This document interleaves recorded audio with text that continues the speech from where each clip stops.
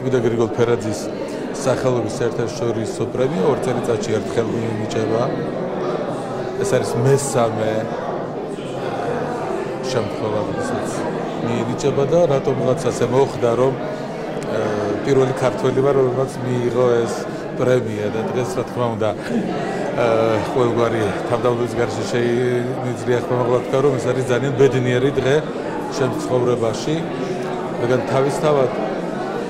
გრიგოლ ფერაძის პრემია ენიჭება ძალიან დიდი დამსახურებისათვის ადამიანებს და მე ჩემს თავს ასე არ ვთვლი, მაგრამ ყურადღების მიქცევა იმ პოეტური და ფილოსოფიური თხზულებებისათვის, რომელიც არის გამოქვეყნებული მით უმეტეს ევროპული განათლების ისეთი უმნიშვნელოვანეს ცენტრში, როგორც ვარშავის უნივერსიტეტია,